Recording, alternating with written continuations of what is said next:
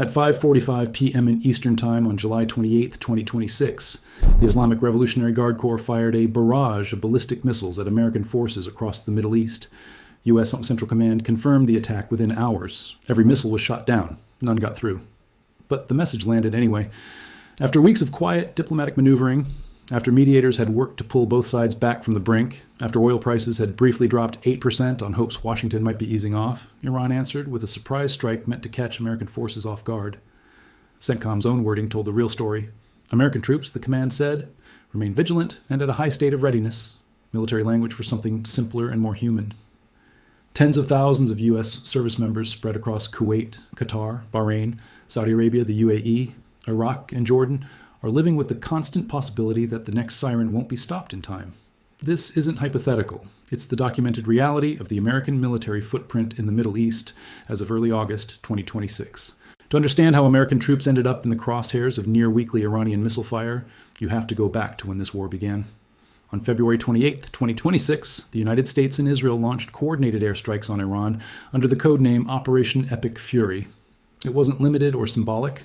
The opening strikes killed the head of the Iranian regime itself, Supreme Leader Ali Khamenei, along with senior military leadership and much of Iran's air defense network. For a regime that had held power since 1979, it was as close to a decapitation strike as modern warfare gets. Iran didn't just absorb the blow, it hit back hard. In the days and weeks that followed, hundreds of missiles and thousands of drones launched from Iranian soil across the region. Israel was struck. Lebanon was struck. Gulf Arab states were struck.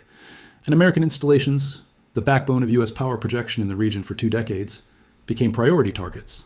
The human toll has been enormous on every side. Thousands killed across Iran, Lebanon, Israel, and the Gulf states, and millions displaced. For the roughly 40,000 American troops in the region when the war escalated in late February, daily life changed overnight. The sanitized press briefings don't capture what 40,000 troops inside a missile war actually looks like. Camp Arifjan in Kuwait, once one of the most secure U.S. logistics hubs in the region, has taken direct hits. Smoke has risen over Kuwait International Airport after drone strikes hit fuel storage. Al Udeid Air Base in Qatar, forward headquarters for CENTCOM, was struck by an Iranian ballistic missile that damaged a radar dome. Before that strike, hundreds of personnel at Al Udeid were quietly moved into local hotels and alternate facilities, while at least 6 KC-135 refueling tankers were flown out under cover of darkness. That's not a drill. That's a base commander looking at incoming threat data and deciding it's safer to scatter people than keep them on a target Iran had already hit once before, back in June 2025. Defense analysts, tracking the war estimate, roughly 13 American bases across the Middle East have sustained damage serious enough to affect operations, some nearly unusable in their current state. CENTCOM has had to disperse troops from damaged facilities, relying on temporary housing, improvised command posts, and mobile systems just to keep functioning. Picture what that means for an individual, soldier, or airman, not a hardened purpose-built facility with reinforced bunkers, but whatever structure is still standing, coordinated through backup communications, because primary systems were degraded in an earlier strike, while the radar and satellite nodes meant to warn of an inbound missile have themselves become priority targets. This is what separates this war from anything the U.S. military has dealt with in the region since the post-Gulf War base-building era. When American installations went up across Kuwait, Qatar, Bahrain, and the wider Gulf after 2001, they were essentially untouchable. The Taliban and various Iraqi factions had no real ability to strike a fixed American base with precision weapons. Gulf bases were logistics platforms, not combat zones, and that assumption shaped decades of planning bases were built close to Iran for convenience, not far away for survivability. Iran's current missile and drone arsenal has shattered that assumption. A senior fellow at the Council on Foreign Relations put it bluntly in an analysis of the war, staying within range, costs, the U.S. in readiness, deterrence, and lives. That's not cable news commentary. That's a former senior national security official warning in print that the current basing posture is undercutting the very advantages it's supposed to provide. The casualties aren't abstract. In one wave of Iranian and Iran-backed strikes on Saudi Arabia, American forces stationed alongside Saudi counterparts suffered 2 killed and 29 wounded, with 2 aircraft destroyed and 5 more damaged from a single engagement. 2 American families got the visit no military family wants. 29 more service members are recovering from wounds sustained defending bases. Most Americans couldn't have located on a map a year earlier.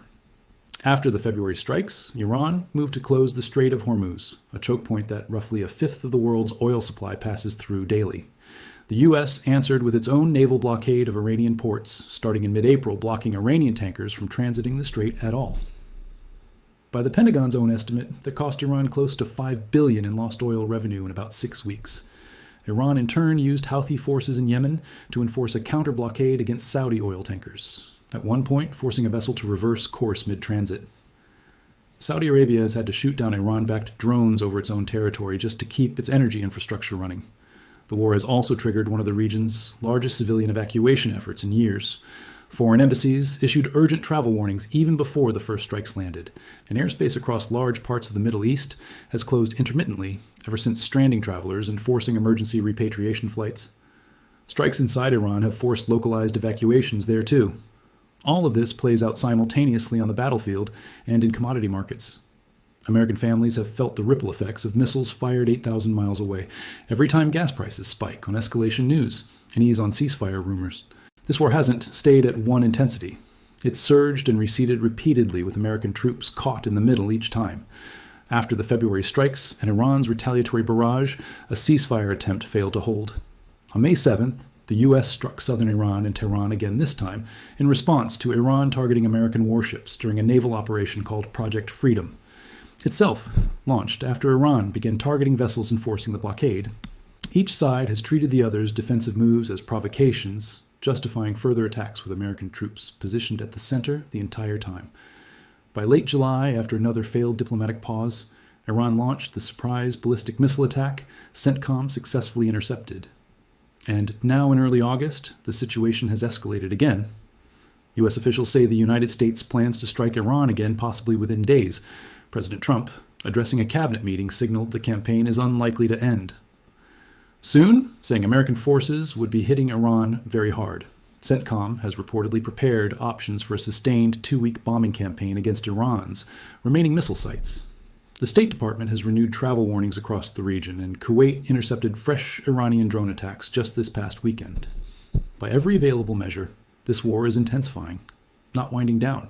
It's worth explaining what high state of readiness actually costs technically and psychologically, because it isn't free or indefinitely sustainable.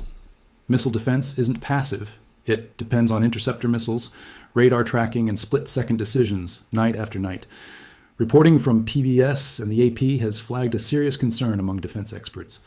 America's interceptor supply is shrinking as the war grinds. On every successful intercept consumes expensive hard-to-replace missiles, and U.S. production was never built to match the tempo of a sustained multi-front missile war. Every intercepted missile is a win in the moment and a countdown on a resource that can't be replenished as fast as it's spent. Some Pentagon correspondents have noted commanders have grown more reluctant to discuss battle damage publicly, even while insisting forces remain fully operational. That caution is itself telling militaries don't usually go out of their way to reassure the public unless the public has reason to ask, and the volume of imagery showing damaged bases and evacuation orders gives them reason. That scarcity matters enormously on the ground. Patriot batteries, THAAD systems, and Aegis defenses are only as good as their magazine depth. It's part of why the American posture has shifted from concentration to dispersal. The old doctrine of consolidating at a handful of heavily defended hubs like Al Udeid or Camp Arifjan assumed those hubs would stay safe. Iran's campaign has forced commanders to abandon that assumption, spreading people and equipment across smaller, less centralized sites. So a single strike can't take out an entire theater at once. It's a sound adaptation and also an admission that the old model of an invulnerable American rear base in the Gulf no longer holds. Britain has felt this too. Iranian strikes and threats have targeted British facilities cooperating with U.S. forces tied to bases in Cyprus, the Indian Ocean, and Iraq. Diego Garcia, the remote Indian Ocean base that hosts American strategic bombers capable of carrying bunker-buster munitions, has been explicitly threatened by Iran. Whether Iran can actually reach it is debated, but the threat itself shows how far this conflict's shadow now extends. Jordan hosts American F-15 squadrons at Muwafaq Salti Air Base while managing domestic sensitivities about being seen as a launchpad against a fellow Muslim-majority nation. Qatar has voiced similar discomfort, publicly opposing strikes launched from its soil even while continuing to host CENTCOM's forward headquarters at Al Udeid, the quiet diplomatic tension running under the missile exchanges. There is also an unexpected Ukraine thread as the U.S. has poured resources into the Iran war. It has reduced direct military aid to Ukraine. even as Ukraine has shared technical expertise on countering drone and missile attacks, lessons from years of defending against Russian bombardment now helping protect American and Allied forces in the Gulf. Beyond the 4,000 ground troops, multiple carrier strike groups have rotated through the region, each carrying thousands more sailors on vessels that, while more mobile than a fixed base, aren't immune to long-range missile and drone threats. Naval Special Warfare Units, SEAL teams, and heavy concentrations of tanker and fighter aircraft are folded into the picture too, all dependent on the same network of Gulf bases absorbing strikes. When a fuel depot burns in Kuwait, it ripples into every sortie patrol and resupply run depending on that fuel. The Houthi dimension shows how far this war's tentacles reach. Iran-aligned Houthi forces in Yemen have enforced their own blockade against Saudi shipping at one point, forcing a tanker to reverse course, a non-state actor from one of the world's poorest, most war-torn countries disrupting international shipping as an extension of Iran's broader campaign. This is not a two-country war. It's a distributed multi-front campaign involving proxies, allied nations, and global shipping lanes, all bearing on whether Iran can make the cost of American and Allied presence too high to sustain. The military buildup that preceded the war began January 26, 2026, when the Trump administration ordered a major surge of forces into the region, multiple carrier strike groups, elite units, including Delta Force Army Rangers, Navy SEALs, and the 82nd and 101st Airborne Divisions, F-15 squadrons, to Jordan, and tankers to Qatar. Interceptor systems are working, but defense analysts are publicly worried about how long that can hold. And with the U.S. weighing a fresh, potentially 2-week bombing campaign, and President Trump promising forces will be hitting Iran very hard, the men and women across Kuwait, Qatar, Bahrain, Saudi Arabia, the UAE, Iraq, and Jordan should reasonably expect that whatever Iran sends next will be aimed, at least in part, at them. This war has already outlasted several predicted endpoints. The assumption that Epic Fury's opening strikes would force quick capitulation. The ceasefire that broke before July's surprise attack the oil market rallies that assumed de-escalation was coming. Each time analysts suggested a final phase was near a new wave of strikes, a new blockade measure, or new casualties proved otherwise. There's no reliable historical template for a war like this. A state actor with a serious distributed missile and drone arsenal, having lost its own supreme leader, still fighting a technologically superior adversary to a bloody standstill across 7 or more countries at once. For the troops, that uncertainty may be the hardest part, deploying into a buildup in January, watching it become open war in February. A ceasefire collapse in spring, more strikes in May, a surprise attack in July, and now, in August, watching their own government discuss a fresh extended bombing campaign against the adversary that's been targeting their base for 5 straight months. Each escalation resets the emotional baseline. Each lull raises hope that proves premature, exactly the kind of grinding corrosive pressure military psychologists have long flagged as uniquely hard to sustain without a clear resolution in sight.